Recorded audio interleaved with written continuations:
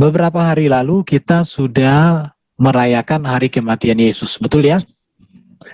Beberapa hari lalu juga kita sudah merayakan hari kebangkitan Yesus, atau bisa dikatakan Jumat Agung dan Paskah. Kita sudah merayakan hal itu. Tetapi kita sedang berjalan dalam penantian atau perayaan hari kenaikan Yesus ke surga. Jadi hari ini kita akan belajar tentang satu materi tentang memahami makna kenaikan Yesus Kristus ke surga. Menurut kalian, apa sih yang menjadi makna daripada Yesus naik ke surga? Ada yang bisa menjawab nggak? Oke ya, jadi Yesus naik ke surga. Untuk apa kita melihat ayat ini ya? Mari kita perhatikan bersama-sama. Dalam kitab Injil Yohanes pasal 16 sampai 28 dikatakan begini. Aku datang dari Bapa dan aku datang ke dalam dunia. Aku meninggalkan dunia pula dan pergi kepada Bapa. Ini pernyataan Yesus yang mengatakan bahwa dia datang dari surga, dari Bapa. Dia datang dari Bapa ke dalam dunia. Makanya Yesus mengatakan, aku datang dan keluar dari Bapa. Yesus juga mengatakan bahwa dia diutus oleh Bapa di surga. Dia datang ke dunia ini.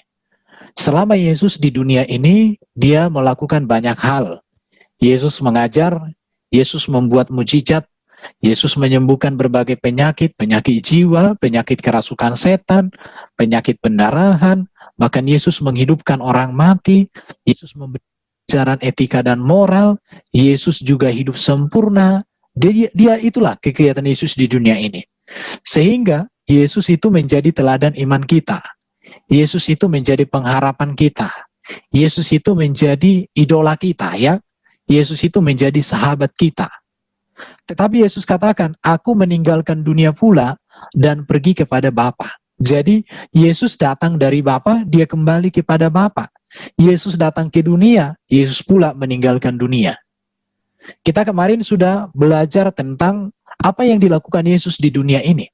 Tentu kalian sudah tahu ya, buta melihat, tuli mendengar, bisu berbicara, lumpuh berjalan, sakit disembuhkan, kerasukan setan dilepaskan, badai dihentikan, apalagi orang mati dihidupkan. Itu yang dilakukan Yesus selama di dunia.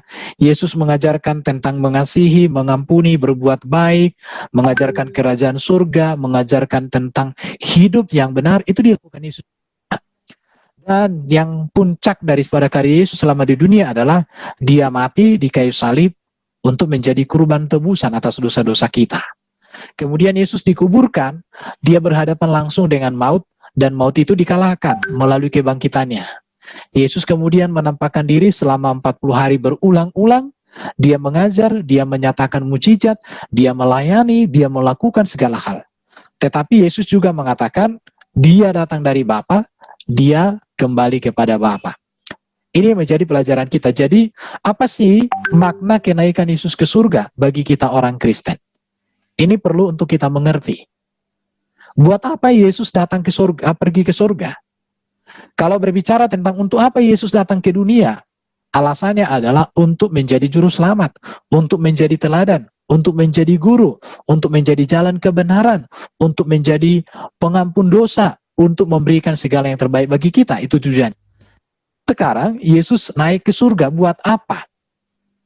Saya mau katakan, kenaikan Yesus ke surga merupakan sebuah kebenaran hakiki dalam iman Kristen yang peristiwanya dapat diketahui di dalam fakta sejarah dan fakta iman Kristen. Perhatikan ya. Jadi, Yesus naik ke surga itu terbukti secara fakta, terbukti secara historis. Dan ini adalah ajaran iman Kristen. Kenaikan Yesus ke surga, ini ajaran yang menjadi dasar atau menjadi fondasi gereja sejak semula.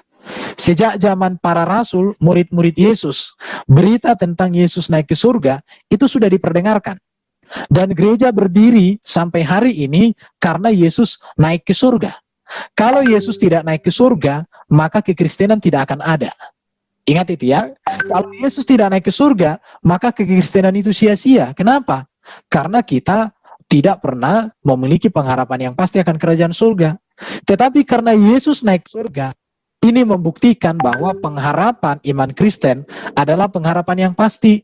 Karena ketika Yesus mengatakan, akulah jalan kebenaran dan hidup, siapa yang mau datang kepada Bapa harus melalui aku. Terbukti melalui kebangkitannya, terbukti melalui kenaikannya ke surga. Ketika Yesus mengatakan, aku akan membawa kamu ke surga, tetapi Yesus sendiri tidak naik ke surga, maka sia-sia pengharapan kita. Tetapi buktinya Yesus mengatakan dia jalan ke surga, tapi dia sendiri juga sudah naik ke surga. Maka siapa yang mengikuti Yesus pasti memiliki kepastian itu, sudah memiliki kepastian itu. Jadi ini berbicara tentang fakta iman. Oleh karena itu, oleh iman kepada Yesus yang telah naik ke surga, orang percaya ini mengalami pembaharuan hidup, yaitu hidup yang penuh pengharapan. Ingat ya, kalau kita tidak memiliki Yesus dalam hidup kita yang sudah naik ke surga, maka pengharapan kita sia-sia. Maka kalau ada ajaran yang mengajarkan surga, surga, surga, tetapi yang diikuti belum ke surga, itu namanya kesia-siaan. Tetapi kita orang Kristen, ketika Alkitab berbicara tentang kerajaan surga, itu terbukti, itu nyata, itu real. Kenapa? Karena Yesus sendiri sudah naik ke surga dan dia datang dari surga. Di situ ya. Jadi di dalam pengharapan inilah kita mengalami pembaharuan hidup. Kita mengalami damai, kita mengalami sukacita. Inilah kekristenan. Jadi orang yang percaya kepada kenaikan Yesus, maka dia mampu memiliki hidup yang berguna bagi sesama karena Yesus. Jadi, buat apa kita melakukan perbuatan baik? Karena kita bersyukur bahwa Yesus yang pemilik surga itu mengasihi kita. Jadi kasih kita itu kita wujudkan sebagai rasa syukur kita kepada Yesus yang sudah di surga. Jadi ini fakta iman. Kalau ada orang mengatakan Yesus tidak naik ke surga, dia tidak mengerti fakta iman. Kalau orang mengatakan Yesus tidak naik ke surga, dia tidak mengerti fakta sejarah. Jelas ya? Jadi sekarang kita masuk yang kedua, itu fakta sejarah. Sumber berita tentang kenaikan Yesus adalah Alkitab. Di mana Alkitab kita ini sudah rampung ditulis pada abad pertama sekitar 40-90 Masehi dan telah digunakan oleh gereja Am sejak semula sebagai dasar ajaran iman Kristen. Perhatikan ya, Alkitab orang Kristen yang kita gunakan sebagai kitab suci kita ini, yaitu Kejadian sampai dengan kitab Wahyu ini sudah lengkap tahun 90 Masehi, sudah tertulis dan sudah digunakan oleh seluruh gereja pada waktu itu. Gereja di seluruh penjuru dunia yang ada pada waktu itu telah menggunakan Alkitab. Bahkan kebenaran tentang Yesus dapat juga ditemukan di dalam tulisan para sejarawan seperti Josephus. Tahun 90 Masehi ada namanya seorang sejarawan Yahudi. Dia seorang Yahudi, dia bukan seorang Kristen, tapi dia menuliskan tentang Yesus yang mati, yang bangkit, Yesus yang naik ke surga dituliskan oleh dia. Dia bukan seorang Kristen. Dia seorang Yahudi, dia seorang sejarawan. Tetapi dalam buku sejarahnya dia tuliskan itu. Ada juga Suetonius. Tahun 75 sampai 160 Masehi dia hidup. Dia mengatakan bahwa Yesus memang mati bangkit. Tacitus juga mengakui tentang kematian, kebangkitan, dan kemuliaan Yesus. Bahkan ada juga Pliny the Younger, 112 Masehi. Ada juga Julius Africanus, tahun 190 Masehi. Ada juga Mara bin Serapion, abad ke-3 Masehi. Di mana hal ini didukung dengan bukti-bukti arkeologis tentang naskah, kitab, dan juga benda arkeologis lainnya. Perhatikan ya. Jadi berita tentang kematian, kebangkitan, kemuliaan Yesus ini tidak hanya tertulis di dalam Alkitab. Di dalam Alkitab kita, Matius sampai Wahyu sudah sangat jelas mengatakan Yesus mati bangkit naik ke surga. Tetapi tentang kebenaran Yesus ini ada juga di dalam buku-buku sejarah dunia, sejarawan pada waktu itu. Ada Josephus, ada Suetonius, ada Tacitus, ada Pliny the Younger, ada Julius Africanus, ada Mara bin Serapion, dan sebagainya. Jadi ini membuktikan bahwa kematian Yesus, kebangkitan Yesus, kenaikan Yesus ke surga terbukti secara fakta sejarah. Ya, dan ini terbukti secara fakta iman. Jadi kalau ada lagi orang yang mengatakan Yesus tidak mati, Yesus tidak bangkit, Yesus tidak naik ke surga, dia berbicara dari ketidakmengetahuannya. Oleh karena itu kita orang Kristen, kita sebagai pemuda-pemuda Kristen, maka kita harus melihat sebuah kebenaran ini secara utuh. Oke ya, saya lanjut. Oke, sekarang kita melihat pernyataan Yesus di dalam Yohanes 16 ayat 28 dikatakan, aku datang dari Bapa. Artinya Yesus datang dari Bapa. Berulang kali Yesus mengatakan bahwa ia datang dari Bapa. Yohanes 3:30. Yohanes 7 ayat 28, 29, Yohanes 13 ayat 3, dan hal itu diakui oleh para murid dan semua orang percaya. Di Yohanes 16 ayat 30, 17 ayat 8. Jadi, kalau kita melihat di dalam Alkitab, Yesus mengatakan, aku datang dari Bapa. Itu menunjukkan bahwa Yesus datang dari surga. Itu membuktikan bahwa Yesus itu keluar dari Bapa, yaitu firman-Nya menjadi manusia. Ini yang harus kalian tahu sebagai seorang Kristen. Bahwa Yesus itu adalah firman yang kekal ada dalam dirinya Bapa itu diutus menjadi manusia namanya Yesus. Ketika Yesus ada di dunia ini, maka Yesus mengatakan, aku datang dari Bapa. Dan Yesus berulang kali mengakui itu bahwa dia datang dari Bapa. Artinya dia adalah firman-Nya Bapa di surga. Firman-Nya sendiri yang menjadi manusia. Dan murid-muridnya pun mengakui, engkau adalah Mesias yang datang dari surga, anak Allah yang maha tinggi. Jelas sekali ya. Yang kedua, hal ini meneguhkan iman Kristen sebab Yesus satu-satunya pribadi yang datang dari surga dalam keadaan sempurna dan telah kembali ke surga dalam kemuliaan. Ingat ya, Yesus datang dari surga, firman menjadi manusia melalui rahim perawan Maria, ibunya ya. Tetapi Maria perawan. Mengapa dikatakan Maria perawan? Artinya bahwa Maria hamil bukan hasil biologis, tapi Maria mengandung firman Allah dan roh Allah menjadi daging di dalam tubuh Maria, di dalam rahim Maria. Jadi Yesus datang dari surga, diutus dari surga, ini menjadi bukti bahwa Yesus sudah ada sebelum ia datang sebagai manusia. Ingat, sebelum Yesus datang ke dunia ini, dia sudah ada. Sebagai apa? Sebagai firman. Di mana dia berada? Di dalam diri Allah. Ingat ya, Yesus adalah firman Allah yang menjadi manusia. Yohanes pasal 1 ayat 1 sampai 14. Hal ini dapat dilihat dalam Yohanes pasal 1 ayat 1 sampai 3 dan 14, yaitu bahwa Yesus ada di dalam diri Bapa sebagai firman yang kekal di dalam hakikat Bapa, di mana dikatakan firman menjadi manusia dan diam di antara kita, dan kita telah melihat kemuliaannya, yaitu kemuliaan yang diberikan kepadanya sebagai anak tunggal Bapa, penuh kasih karunia dan kebenaran. Perhatikan ini ya. Jadi Yesus mengatakan aku datang dari Bapa, menegaskan bahwa dia adalah firman-Nya Bapa, bahwa dia adalah firman Allah yang menjadi manusia. Yesus sendiri mengatakan bahwa ia sudah ada sebelum Abraham. Coba Yohanes 8 ayat 58, nanti kalau kalian baca Alkitab, Yesus mengatakan, aku sudah ada sebelum Abraham ada. Apa artinya? Kita tahu bahwa Abraham itu dengan Yesus jaraknya sekitar 2000 tahunan. Tetapi Yesus mengatakan, aku sudah ada sebelum Abraham. Artinya Yesus itu sudah ada sebagai firman di dalam diri Allah di situ ya. Dan Yesus juga menyatakan bahwa ia memiliki kemuliaan di hadirat Tuhan sebelum dunia dijadikan. Sebab itu ya Bapa, permuliakanlah aku padamu sendiri dengan kemuliaan yang kumiliki di hadiratmu sebelum dunia ada.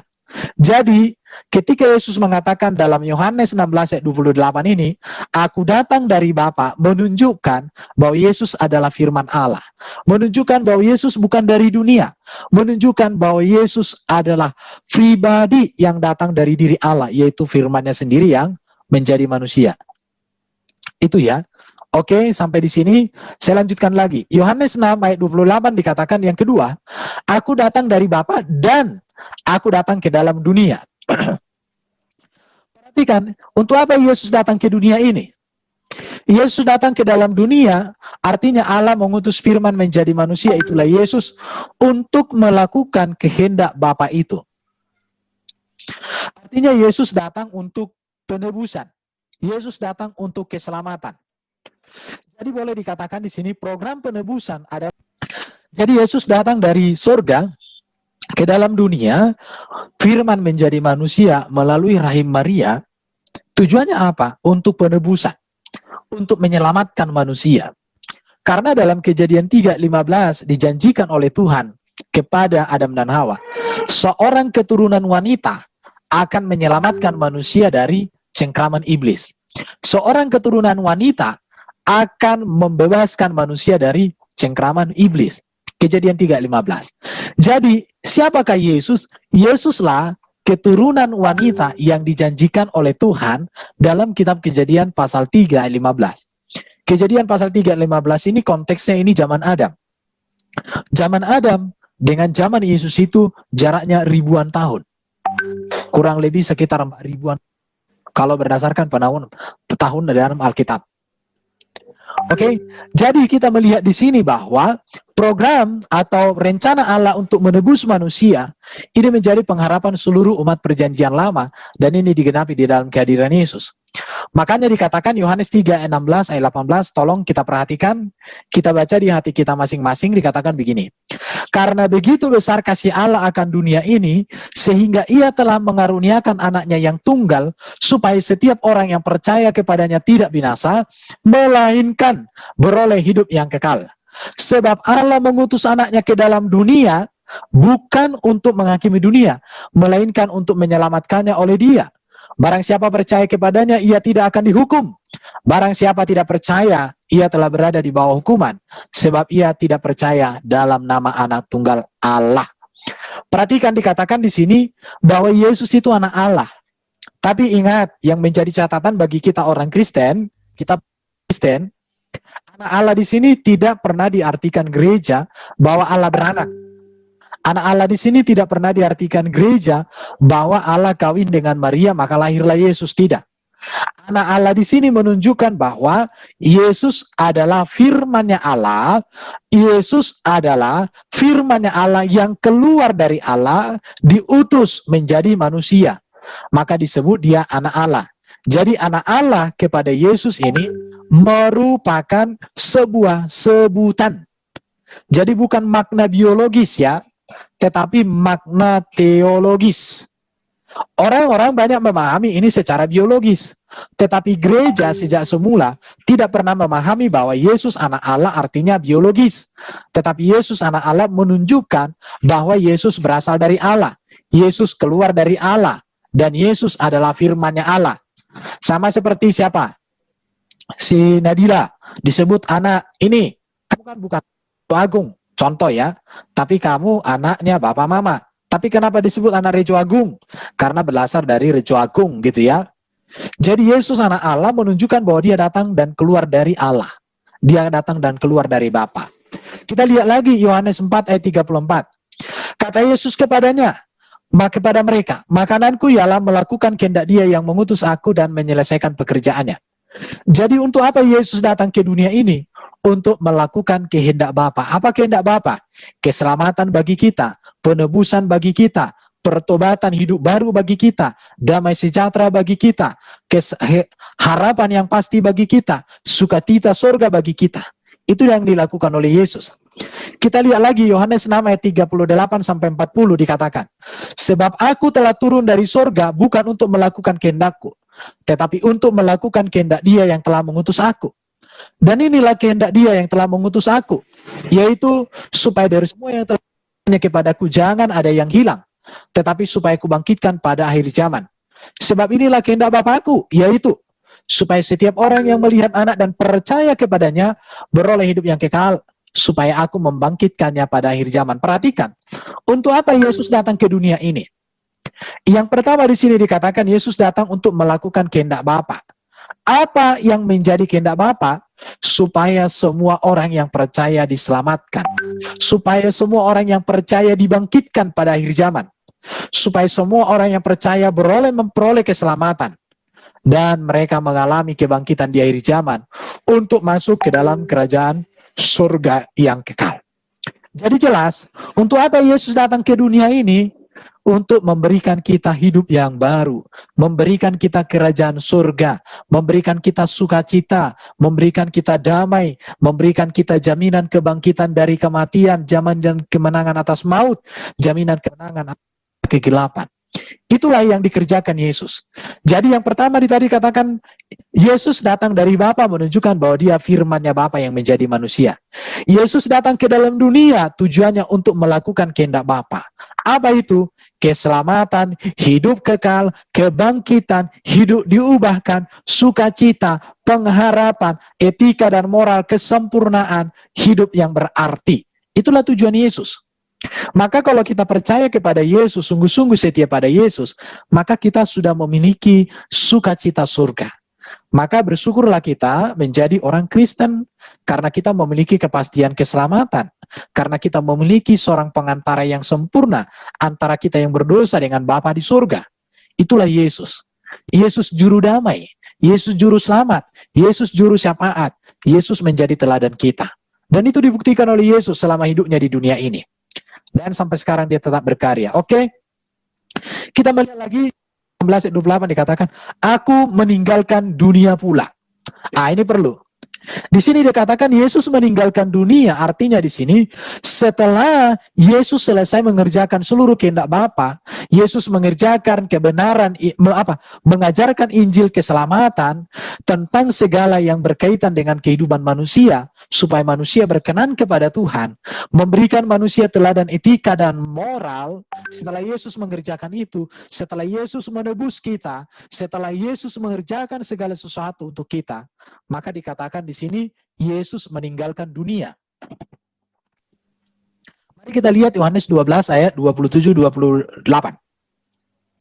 Sekarang jiwaku terharu, dan apakah yang akan kukatakan Bapa? Selamatkanlah aku dari sini. Tidak, sebab untuk itulah aku datang ke dalam dunia. Bapa, muliakanlah namamu. Yohanes 12 ayat 31, 32, dan 48. Sekarang berlangsung penghakiman atas dunia ini. Sekarang juga penguasa dunia ini akan dilemparkan keluar. Dan aku, apabila aku ditinggikan dari bumi, aku akan menarik semua orang datang kepadaku. Perhatikan, aku meninggalkan dunia pula. Artinya Yesus datang dari surga ke dalam dunia. Di dunia ini Yesus melakukan segala kehendak Bapa. Yesus melakukan berbagai karya-karya yang ajaib. Tetapi segala karya itu telah selesai, dan puncaknya adalah penebusan Yesus di kayu salib dan kebangkitannya mengalahkan maut. Setelah itu selesai, Yesus bangkit dari kematian, maka dia meninggalkan dunia ini. Itu ya, Yohanes 17 ayat 3 sampai 4 dikatakan, inilah hidup yang kekal itu, bahwa mereka mengenal Engkau satu-satunya Allah yang benar, dan mengenal Yesus Kristus yang telah Engkau utus. Aku telah mempermuliakan Engkau di bumi dengan jalan menyelesaikan pekerjaan yang Engkau berikan kepadaku untuk melakukannya. Perhatikan di sini. Jadi Yesus sudah menyelesaikan seluruh kehendak Bapa di surga selama dia ada di dunia ini. Setelah itu semua selesai, maka dia naik ke surga. Itu jelas ya. Yohanes 19 ayat 28 dan 30. Sesudah itu, karena Yesus tahu bahwa segala sesuatu sudah selesai, berkatalah ia, supaya genaplah apa yang ada tertulis dalam kitab suci. Aku haus. Sesudah Yesus meminum anggur asam itu, berkatalah dia, sudah selesai. Lalu ia menundukkan kepalanya dan menyerahkan nyawanya. Artinya di sini begini. Yesus di dunia ini karya penebusan, karya penyelamatan, karya mujizat, karya pengajaran, karya ajaran kerajaan surga, ajaran etika dan moral, sudah Yesus berikan semuanya. Penebusan kita, seharusnya kita yang harus dihukum karena dosa kita, tetapi dia ambil, dia pikul di dalam tubuhnya. Setelah itu selesai dikerjakan oleh Yesus, maka dia meninggalkan dunia ini.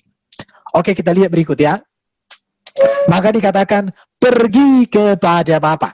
Aku datang dari dunia Bapa, datang ke dalam dunia, aku meninggalkan dunia, dan pergi kepada Bapa. Untuk apa Yesus pergi kepada Bapa? Perhatikan, Yesus pergi kepada Bapa atau pergi ke surga setelah ia selesai mengerjakan penebusan, mengerjakan keselamatan bagi kita. Sekarang, Yesus setelah di surga sedang mengerjakan program kerajaan. Dan kelak Yesus akan datang sebagai raja, segala raja menjadi hakim bagi bangsa-bangsa. Ingat ya, Yesus sekarang di surga sedang menyediakan tempat bagi kita di kerajaan surga. Jadi untuk apa Yesus pergi ke surga? Untuk menyediakan tempat bagi kita, bagi saudara dan saya, bagi semua orang Kristen yang percaya dan sungguh-sungguh kepada Tuhan. Itulah tujuan Yesus sekarang di surga. Tetapi nanti di akhir zaman Yesus akan datang dalam kemuliaan. Orang yang mati dalam kebenaran akan dibangkitkan oleh Yesus dan diubahkan dalam tubuh kemuliaan untuk masuk ke surga. Tapi orang fasik akan dilemparkan ke dalam kematian selama-lamanya. Perhatikan itu ya.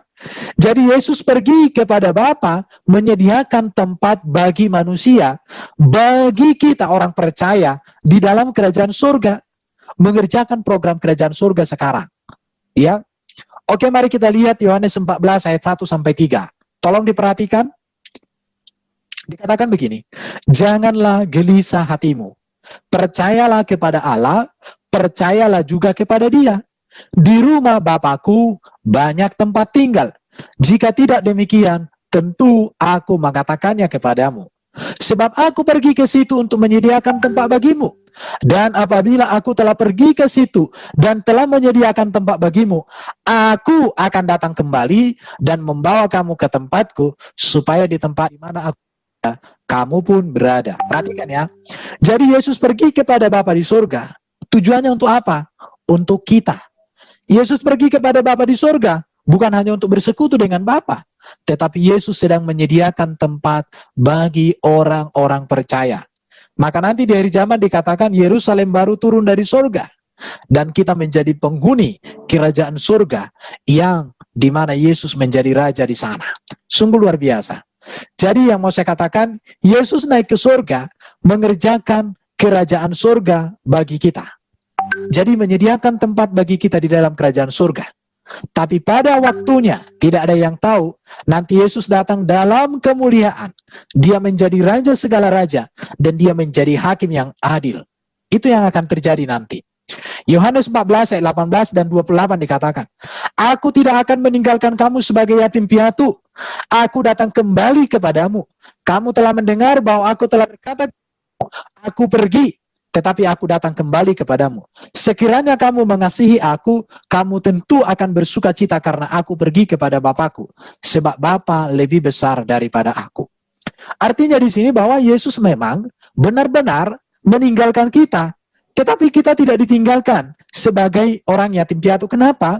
Karena Yesus meminta kepada Bapa supaya Bapa memberikan Roh Kudus menyertai kita. Roh Kudus menuntun kita. Mungkin materi di minggu depan kita akan berbicara siapakah Roh Kudus. Apa karya Roh Kudus bagi orang Kristen? Kita akan bahas itu minggu depan ya. Ibrani pasal 9 ayat 24. Perhatikan. Sebab Kristus bukan masuk ke dalam tempat kudus buatan tangan manusia yang hanya merupakan gambaran saja dari yang sebenarnya, tetapi ke dalam surga sendiri untuk menghadap hadirat Allah guna kepentingan kita. Sesudah itu ia akan menyatakan dirinya sekali lagi tanpa menanggung dosa untuk menganugerahkan keselamatan kepada mereka yang menantikan. Perhatikan ya. Di sini dikatakan sesudah itu Yesus akan menyatakan diri lagi ke dunia. Tetapi Yesus datang bukan menjadi juru selamat lagi nanti. Yesus datang bukan lagi untuk mengampuni dosa di akhir zaman. Tetapi Yesus datang untuk memberikan keselamatan kepada kita yang setia kepadanya. Tetapi hukuman bagi mereka yang menolak Yesus. Hukuman bagi mereka yang tidak percaya kepada Yesus. Itulah maknanya. Ibrani pasal 7, 24, 29, 25. Tetapi karena ia tetap selama-lamanya, imamatnya tidak dapat beralih kepada orang lain. Karena ia sanggup juga menyelamatkan dengan sempurna semua orang yang oleh dia datang kepada Allah. Perhatikan ya. Semua orang yang datang kepada Allah melalui Kristus akan diselamatkan oleh Yesus. Tetapi orang tidak bisa datang kepada Allah tanpa melalui Yesus. Sebab ia hidup senantiasa untuk menjadi pengantara kita. Jadi sekarang Yesus ada di surga menjadi pengantara bagi kita. Kalau kita hadap hadirat Bapa, datanglah kepada Yesus. Hadaplah Bapa di surga melalui Kristus. Inilah ajaran iman Kristen yang sangat luar biasa. Jadi kita punya jaminan, punya kepastian, punya pengantara yang pasti. Itulah Yesus yang sudah di surga, dan dia nanti datang menjadi hakim di atas, menjadi hakim di akhir zaman, dan dia menjadi raja segala raja. Jadi untuk apa Yesus naik ke surga? Menyediakan tempat bagi setiap orang yang percaya. Dan nanti ketika kerajaan surga itu sudah selesai dikerjakan Yesus di sana, maka dia datang dalam kemuliaan, dan dia akan membawa kita orang percaya sampai kepada kemuliaan yang dikehendaki oleh Bapa di surga itu. Oke ya, jadi sebagai penutup, kenaikan Yesus ke surga memberikan pengharapan, memberikan kebenaran akan janjinya, menyediakan tempat bagi orang percaya kepada dirinya. Ini berarti hanya Yesus yang naik ke surga lah yang mampu memberikan kepastian hidup yang kekal. Ya, dan hanya Yesus yang sudah di surga lah yang bisa mempersekutukan kita, membuat kita bersekutu dengan Bapa. Itu yang pertama. Yang berikut kedua, kenaikan Tuhan Yesus ke surga menyatakan satu babak baru dan tugas baru yang perlu dikerjakan oleh murid-murid atau orang percaya dengan hadirnya Roh Kudus. Ketika Yesus terangkat ke surga, yang artinya ia masuk dalam kemuliaannya sebagai raja atas kehidupan dunia, Ia memberi pesan kepada murid-muridnya untuk menjadi saksinya. Tolong yang lain suaranya dijaga. Untuk menjadi... Tolong suaranya ya, nggak usah bicara. Oke. Jadi Yesus naik ke surga. Setelah Yesus naik ke surga, maka Roh Kudus dicurahkan kepada orang percaya. Roh Kudus itu mendiami kehidupan orang percaya. Dan orang percaya diberikan tugas untuk memberitakan Injil. Memberitakan Injil. Jadi, ini berarti kenaikan Yesus ke surga juga tugas. Amanat agung bagi gereja untuk terus memberitakan Injil ke seluruh dunia. Agar manusia kembali kepada hakikatnya. Karena dunia terancam kepunahan akibat dosa. Perhatikan ya. Kisah Rasul 1 ayat 7-8 dan Matius 28 ayat 18-20. Ini berbicara tentang supaya kita orang Kristen memberitakan Injil. Ingat ya, Yesus sudah di surga menyediakan tempat bagi kita. Dan dia nanti datang menjadi hakim yang adil di hari zaman. Yang menghukum orang yang tidak percaya kepadanya masuk ke neraka, menderita selama-lamanya. Tetapi akan membawa orang yang percaya, diubahkan, dibangkitkan dalam tubuh kemuliaan untuk masuk dalam kerajaan surga. Artinya kebenaran ini harus kita ceritakan kepada orang lain. Supaya orang lain diselamatkan, supaya orang lain juga memiliki kepastian keselamatan. Sebagaimana jaminan dan pasti dari Yesus. Jadi makna teologis dari kenaikan Yesus adalah untuk menggenapkan dan juga menunjukkan kemuliaan dan kekuasaan Kristus yang mengatasi segala ciptaan. Kan Tuhan Yesus ke surga memberikan pengharapan dan kebenaran akan janjinya bahwa dia menyediakan tempat bagi orang-orang percaya kepadanya. Jadi bagi kita orang Kristen sebagai pemuda Kristen, mari kita sungguh-sungguh memahami kebenaran ini. Bahwa Yesus itu sudah di surga. Dia datang dari surga, dia datang ke dalam dunia dalam keadaan mulia sempurna, dalam segala perbuatannya, dan puncak karyanya adalah kematian dan kebangkitannya di dunia ini. Dan kenaikannya ke surga membuktikan bahwa di dalam Yesus itu ada keselamatan, ada sukacita, ada pengharapan, ada hidup kekal, ada kedamaian. Inilah ajaran iman Kristen yang menjadi pegangan seluruh orang Kristen selama-lamanya. Oke, sampai di sini yang